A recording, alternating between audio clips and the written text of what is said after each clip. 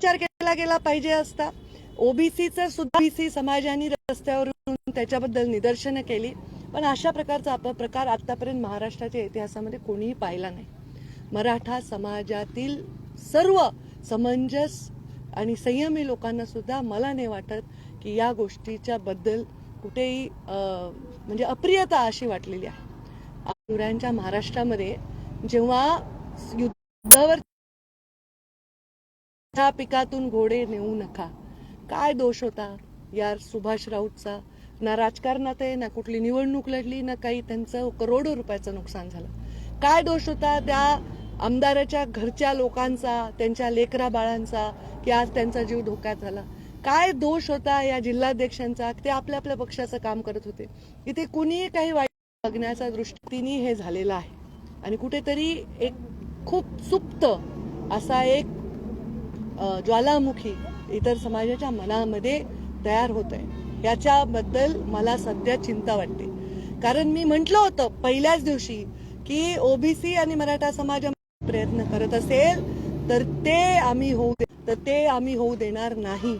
पण या घटनेनंतर मात्र अत्यंत मोठा असंतोष सर्वांमध्ये, म्हणजे काही गावांमध्ये तर असं झालंय की छोटी छोटी 2-3 घरं आहेत इतर समाजाची, तिथे काही लोकांनी येऊन त्यांना बाहेर काढून त्यांचे घरं जाळले, धक्काबुक्की केली, मारामारी केली.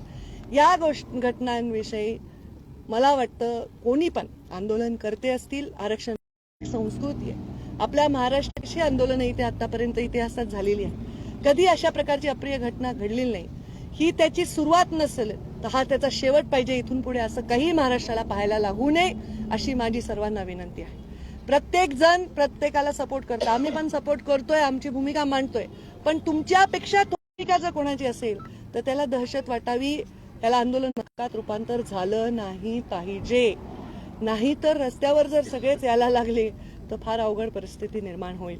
मला असं वाटतं की मराठा समाजाच्या आरक्षणाच्या विषयामध्ये केवळ शब्द आणि डेडलाईन घेण्यापेक्षा खरी खुरी चर्चा घडून आली पाहिजे. ज्यांच्याकडे संविधानिक डेटाबेस आहे अशा लोकांकडून, आणि त्याचा विषय मिटवला गेला पाहिजे. कोणाचंही आरक्षण देत नसतं, हे निसर्गीय आहे. आता सध्या अवरोध असणारच नाही, निसर्ग आहे ना. हे जर उलट असतं तर काय झालं असतं? असंच झालं असतं ना. त्यामुळे संविधानामध्ये बसेल तसं आरक्षण त्यांना जर दिलं तर ते टिकेल आणि ह्या समाजामधलं शांतता सुद्धा टिकेल, या समाजामधलं सौंदर्य सुद्धा टिकेल असं मला वाटतं. मला आज वाटतं बीड जिल्ह्याच्या सामान्य जनतेचं, आणि जेव्हा यांच्या घरा आजूबाजूला असणाऱ्या वस्त्यातले सगळ्या जाती धर्माचे दलित मुस्लिम बांधवांनी मदत करून त्यांना बाहेर काढले. हे चित्र आहे आपल्या महाराष्ट्राचं खरं. असं चित्र परत कधी दिसू नये अशी माझी विनंती आहे. कोणत्याही वर्गाला इतकं अस्वस्थ करू नये की त्याचा परिणाम पुढे आपल्याला बघायलाही मिळणार, म्हणजे अनुभवायला मिळेल असा जो कधी विचारातही केला नाही, असा परिणाम होऊ नये अशी सगळ्यांनी शाश्वती. माझ्या जिल्ह्यातील आहे, मंत्री जरी हटलं तरी मी आज पालक आहे. आज पक्ष कोणताही असो, विचार कोणताही असो, जात कोणती असो, मी सर्वांना भेट दिलेली आहे आणि सर्वांच्या बद्दल सहानुभूती व्यक्त केलेली आहे. आरक्षणाची लढाई याच्यामध्ये धाक निर्माण करू शकतो आपण, पण भीती निर्माण होता कामा नये. तरुणाईला अशा आरक्षण मिळालं तरी अशा ठिकाणी वळवू नये ही जबाबदारी आहे. जर कोणी नेतृत्व त्या तरुणाईचं स्वीकारलं असेल, कोणी 1 दिवसात नेता होत असेल, कोणी 1 महिन्यात होत असेल, कोणी 1 तपात होत असेल, त्या सर्वांची जबाबदारी की आपल्या तरुणाईला अशा हिंस्र गोष्टीपासून दूर ठेवलं पाहिजे. त्यामुळे अशा गोष्टी परत रिपीट होता कामा नये. उलट असं झालं तर नेत्यांनी म्हणलं पाहिजे की याच्याबद्दल आम्हाला वाईट वाटतंय, आम्ही संवेदना व्यक्त करतोय, आम्हाला याच्याबद्दल माझ्याकडून असं झालं असतं किंवा माझ्या सगळ्या आंदोलनाचं आव्हान करा की जो असा करेल तो शिवरायांच्या महाराष्ट्रातला खरा सच्चा नागरिक नाही. तो मराठा आरक्षणाला बदनाम करू पाहतो. असं जर आव्हान केलं तर असं परत होणार नाही याचा मला विश्वास आहे. असं आव्हान आपण सर्वांनी करावं. मीडियानी सुद्धा आता इकडचा बूम घेऊन लगेच तिकडे घेऊन असं म्हणलं पंकजाताई, समाजात तेढ निर्माण करणारे प्रश्न 5 मिनिटाची सत्य, पण 5 पिढ्यांचं नुकसान याच्यामुळे होतं. कृपा करून सगळ्यांनी जबाबदारीने या गोष्टीचं भान ठेवा. आणि या गोष्टीबद्दल फार भयानक घटना झाल्यात. म्हणजे मी वर्णन ऐकलं, तोंडाला मास्क आहे, समोर बॅग लावली आहे, मागे बॅग लावली, पेट्रोलच्या बाटल्या आहेत, ते काय पेट्रोलचे बॉम्ब आहेत, म्हणजे अश्रू दूर कसा हाताळायचा. ही लोक जी इथे आक्रमण करत होती आमच्या राऊतच्या आणि आमच्या सगळ्या कुंडलीराव राजेंद्र मस्के सगळ्यांच्या घरावर, हे टोटली मला वाटतं इथे इंटेलिजन्सला पण एवढा प्लॅन जर ही घटना घडली असेल आणि त्यांच्याकडे या सगळी आयुधं असतील, त्यांनी ठरवून हे केलं असेल, त्याच्यामध्ये इंटेलिजन्सचं सुद्धा मला वाटतं कुठेतरी फेल्युअर झाले असं म्हणायला हरकत नाही. तर ह्याची स्पेशल इन्व्हेस्टिगेशन टीमकडनं ह्याची तपासणी त्या जालन्यातल्या लाठीचार्जची तपासणी झाली पाहिजे. त्यामुळे कुठलाही मोर्चा, कुठलंही आंदोलन आज मला बोलवत होतं, मला वाटतं याचा सूत्रधार कोण, ह्याचा सूत्रधार कोणी नसला पाहिजे. ध्येय पाहिजे सामान्य माणसाला न्याय द्यायचं, त्या लढ्याला न्याय द्यायचं. त्यामुळे अशा कोणत्याही सूत्रधारांच्या मोर्चात पंकजा मुंडे दिसली नाही तर वाईट वाटून घेऊ नका. मी त्याच बाजूनी ज्या बाजूनी नेहमी होते आणि सदैव राहीन. आणि जर अशा काही परत घटना झाल्या, पूर्ण खात्री आहे, कारण आमच्या मनामध्ये स्वार्थ नाही. जो वंचित आहे, जो पीडित आहे, त्याच्या बाजूनीच आमचं नेहमी शक्ती आणि मत राहील. या संस्कारात आम्ही वाढलेलो आहोत. त्यामुळे कृपया महाराष्ट्र अशी परत वेळ येऊ नये, कारण डेडलाईन परत तुमची संपणार आहे. तेव्हा ती डेडलाईन महाराष्ट्राच्या सामान्य जनतेसाठी नसावी, शाळेत जाणाऱ्या मुला मुलींसाठी, सामान्य नोकरी करणाऱ्या, आपल्या पोटाच हातावर पोट असणाऱ्या लोकांसाठी नसावी, अशी माझी आव्हान सर्व नेत्यांनी आपापल्या समाजाला करावं. मी सुद्धा मला मानणाऱ्या सर्व समाजाला हेच आवाहन करते की शांतताप्रिय मार्गाने आणि संविधानिक मार्गाने आणि माणुसकीच्या मार्गाने आपण सर्वांनी काम करावं. प्रशासनासोबत तुमचं काही बोलणं झालंय का? तुम्ही एसपींना भेटलात का? त्या अगोदर त्या दिवशी तुमचा काही कॉल झाला होता का? हे सगळं घडत असतं त्या दिवशी जेव्हा हे सगळं घडत होतं त्या दिवशी पहिले तर हे सगळं शॉकिंग होतं आणि त्यामुळे नंतर इंटरनेटची बैठक बोलवा. सामाजिक काम करणारी, इतके वर्ष राजकारणात काम करणारी एक कार्यकर्ती म्हणून आता प्रशासनाची भेट घेणार आहे. मी कलेक्टर आणि एसपींना भेटणार आहे. मला भेटायच्या आधी या लोकांची फर्स्ट हँड माहिती पाहिजे होती, कारण आयक्यू माहिती, सोशल मीडियाची माहिती किंवा रंगवलेली माहितीवर विश्वास ठेवणं बरोबर नाही. म्हणून मी स्वतः ज्यांच्या घरी गेले, त्यांचे अनुभव मी ऐकले आणि ते प्रचंड भयावह होते.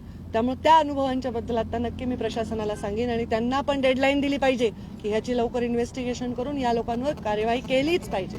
कोणी कोणाला हिंस्रपणे हाताळत असेल, कोणाचं आयुष्यात उठून टाकलं या माणसाला, याने काय दोष होता मला हा प्रश्नच कळत नाही.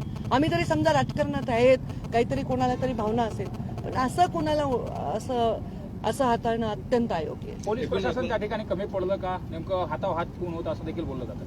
हे पहा, मी एवढंच सांगितलं की इंटेलिजन्स जर हे एवढे तयारीत होते सगळेजण, तर इंटेलिजन्सचं काही फेल्युअर आहे असं मला वाटतं. त्याच्यावर तपासावं त्यांनी आणि याची स्पेशल इन्व्हेस्टिगेशन करावी, म्हणजे आपोआप सगळ्या गोष्टी बाहेर येतील. 2 दिवसापूर्वी धनंजय मुंडे यांनी पाहणी केली, त्यावेळी ते असं म्हणले की सोशल मीडियातून असे मेसेज फिरत होते, आता माजलगाव झालं, बीड झालं, आता परळीकडे चला. तर तुम्हाला अशी काही माहिती मिळाली होती का की असं काय होणार आहे म्हणून? असं कोणी प्रयोग करायचा प्रयत्न करू नये अशी माझी विनंती. एकूण 4 टीम होत्या. पहिली टीम घोषणा द्यायची, दुसरी टीम दगडफेक करायची, तिसरी आग लावायची आणि चौथी सगळ्यावर वॉच करायची. 30 फुटाचं अंतर आहे मुख्यालय आणि क्षीरसागरांच्या बंगल्याचं. तरी पण पोलीस तिथं बघ्याची भूमिका घेत होते असं जयंत पाटील म्हणाले, रोहित पाटील म्हणाले. तुमची काय मागणी आहे? माझं हेच मागणं आहे की या सगळ्या गोष्टीची चौकशी करावी. पोलिसांना सुद्धा संरक्षण दिलं तर पोलीस सुद्धा चांगले ऍक्शन घेतील.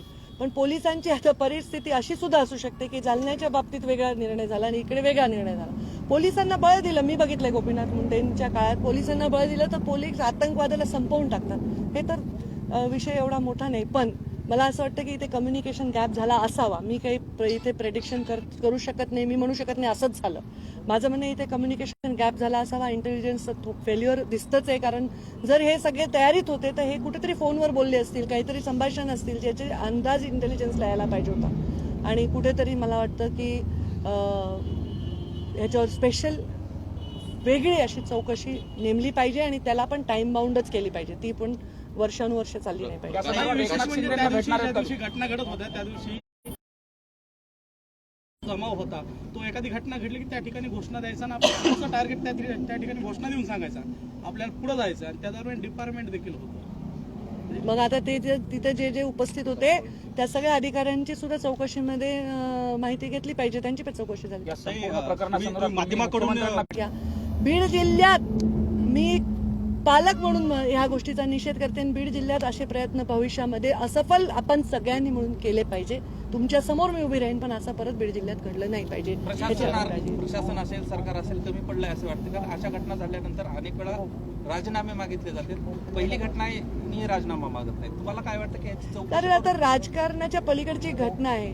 राजीनामा देणं नाही देणं आता ह्याच्यात पडायचंच नाहीये कोणाला. आता तुमच्याकडे चांगले अधिकारी लावून, चांगले ज्याचं रेकॉर्ड चांगलं आहे, ज्याच्याकडे चांगले मोठे मोठे केसेस सॉल्व्ह केलेले आहेत असे अधिकारी लावून याची स्पेशल इन्व्हेस्टिगेशन केली तर सगळ्या गोष्टी समोर येतील. आता मी काय ह्या अशा गोष्टीत विश्वास ठेवत नाही की अशा परिस्थितीत काहीतरी राजकीय आपले हात धुवून घेणं हे मला पटत नाही. या संदर्भात मुख्यमंत्र्यांना तुम्ही भेटणार आहात का? नेमकं हे सगळं हे मी जे बोलते ते मुख्यमंत्र्यांपर्यंत जाईल अशी माझी अपेक्षा आहे. मी जे पत्र लिहीन ते सगळ्यांना लिहीन. मला भेटायची काय गरज आहे? त्यांचे मंत्री रोज तिथे जात आहेत वेगवेगळ्या आंदोलनात, ते लोक जाऊन रिपोर्ट करतायत. त्यांचे मंत्रिमंडळ आहे, पालकमंत्री इथे आहेत, ते सांगतील मुख्यमंत्र्यांना काय सांगायचं ते. मी जे सांगतेय तुमच्या माध्यमातून त्यांना सांगते. आता त्यांचा वेळ घेणार नाही, तुमच्या माध्यमातून त्यांना विनंती करेन की तुम्ही आणि गृहमंत्र्यांना विनंती करेन तुम्ही स्पेशल इन्व्हेस्टिगेशन करावी आणि अशा घटना अप्रिय घटनांचा विरोध करायला मागे पुढे न बघता तुम्ही प्रोटेक्शन द्यावं. ज्यांचा याच्याशी काही संबंध नाही ते लोकांनी इथून पुढे सफर नाही करायला पाहिजे. मात्र मराठा आंदोलकांना काय आव्हान असेल तुमचं? एकंदरीत मराठा असेल, ओबीसी असेल, अशा पद्धतीच्या जे घटना घडतात सगळ्यांना काय नेमकं तुम्ही आव्हान मी करा? हेच आव्हान केलं सर्वांना मगाशी सुद्धा की आपण संविधानिक मार्गाने आपले आंदोलन केले पाहिजे. सामान्य माणसाला त्रास झालेला खपवून घेतला जाणार नाही. भगवान सेना कुठेतरी आहे 5% आरक्षण आहे ते वंजारी समाजाला आरक्षण द्यावं असं भगवान सेनेची मागणी आहे. तुमचा काय प्रश्न आहे? ओबीसी आरक्षणाला हायकोर्टामध्ये आव्हान देण्यात आलेलं आहे. या सगळ्या संदर्भाची याचिका दाखल झालेली आहे आणि आज सुनावणी देखील या सगळ्या संदर्भामध्ये झालेली आहे.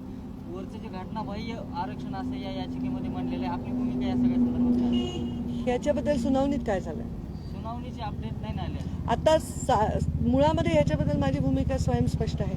जो मागास आहे त्याला मुख्य प्रवाहात आणणं हा त्याचा अधिकार आहे. त्यावेळी त्या ठिकाणी त्या परिस्थितीमध्ये राजकीय निर्णय किंवा संविधानिक निर्णय होत असतील आणि त्याच्यानी कोणाचं चांगलं होत असेल तर त्याच्यामध्ये काही गैर असण्याचं कारण नाही. आता कोर्टाने काय करावं हा विषय बोलण्याएवढी मी मोठी नाही. कोर्टातला निर्णय फायनल असेल. कोर्टात एखादा निर्णय, जसं आता ओबीसीचं राजकीय आरक्षण संपुष्टात आलं एका वेळी, आम्ही त्याच्यावर प्रयत्न केले पण त्याच्यावर लढलो, पण त्याची एक पद्धत लढण्याची असावी एवढीच माझी अपेक्षा आहे. आणि मराठा समाजाची मागणी राजकीय आरक्षणाची कधी नव्हतीच आणि त्यांना राजकीय, कारण त्यांचा तर हा रोष आहे की आमच्या राजकारणात एवढा ताकद असताना देखील सामान्य माणूस पिसले चाललाय. तर त्यांची राजकीय आरक्षणाची मागणी नव्हती आणि ओबीसीचं राजकीय आरक्षण सुरक्षित ठेवण्याची मागणी होती. या दोन मागण्या मिक्स कधी झाल्या याचा थोडा अभ्यास करण्याची गरज आहे.